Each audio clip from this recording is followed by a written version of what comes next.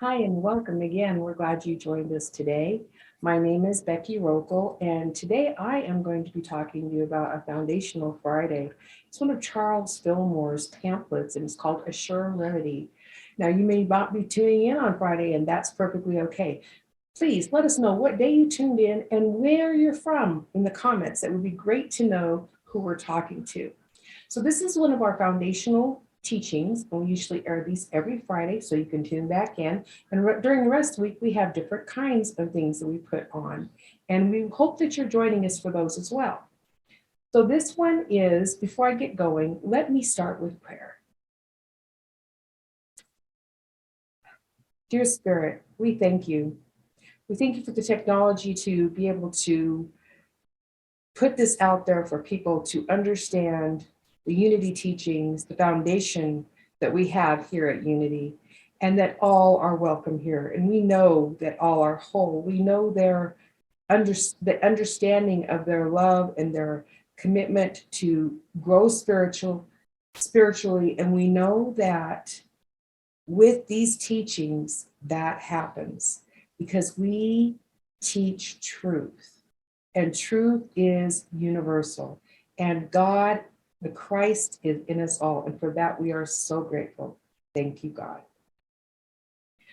As I said, this is called A Sure Remedy. And I want to read this to you. It's really pretty short. It's only 3 pages long. Here is a mental treatment that will guaranteed, and that's all capitals, to cure every ill that flesh is heir to.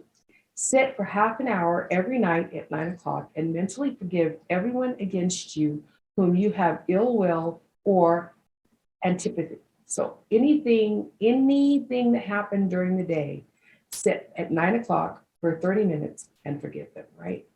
If you fear or you're prejudiced against someone, even an animal, mentally ask for forgiveness of it and send it thoughts of love. If you have accused anyone of an injustice or talked about one unkindly or criticized or gossiped about anyone, withdraw your words by asking that one in the silence to forgive you. This works even in the silence, is what he's saying.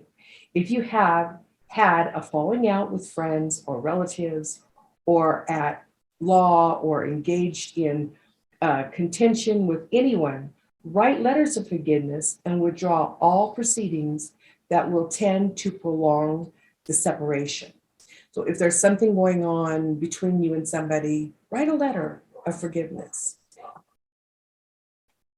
He goes on to say, be careful not to think a single thought or say a word that will offend. Be patient, loving, and kind under all circumstances. You can do this if you're faithful to the silent hour, because you will be helped to overcome the selfishness of the carnal sense. There is an immutable law lying back of this. God is love, and love is manifest as life. I'll say that again. God is love, and love is manifest as life. God is thus manifest in and through all his creations. And if we do ought to cut off the love of any person, we are cutting off the love of God. Hence, the life flow gets cut off as well. When we, by withdraw from our fellows, in any way cut the cords of love that bind us together as men and women, we at the same time sever the arteries and the veins through which universal life flows. We then find ourselves a mere bundle of stranded nerves, trembling and shaking, far and weak, with fear and weakness, and finally dying off for lack of God's love. I know I don't want to be like that. But the omnipresent Spirit ever seeks to flow into us and stimulate us in every faculty. We must, however, be by our words and acts, acknowledge this all-powerful presence as the moving factor, because we each have inherent free will, which welcomes or rejects God, even not being accepted. So we have that free will. So if we cut it off, then we are left stranded as a bundle of nerves dying off on ourselves. Self-condemnation is also a great error and leads to dire results. If you have accused yourself of ignorance, foolishness, fear, selfishness, anxiety, poverty, anger, jealousy, stinginess, ambition, or weakness, or if you have melancholy and indulged in any blues, he calls it, ask for forgiveness for each of the from the loving Father, in whose perfect image and likeness you spiritually are. Say often to this holy omnipresence, I do now sacrifice these human limitations unto thee, O Father. I am obedient unto the law of my being, and I know that in thee I am brave and true, energetic, wise, pure, and perfect, strong, rich, and courageous. Thou art my almighty resource, and I do trust thee utterly.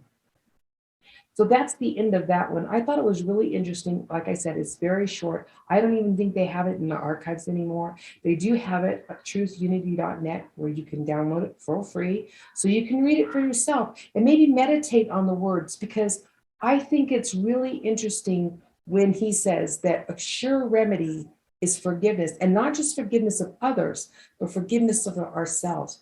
What a gift Charles Fillmore was to us. We thank you for tuning in.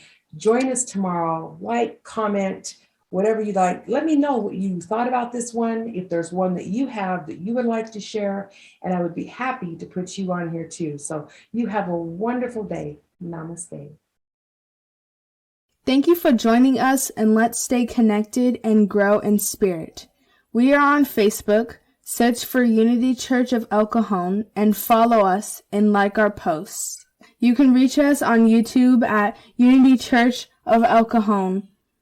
Please subscribe to our channel, watch our videos, and leave comments, which can help us improve.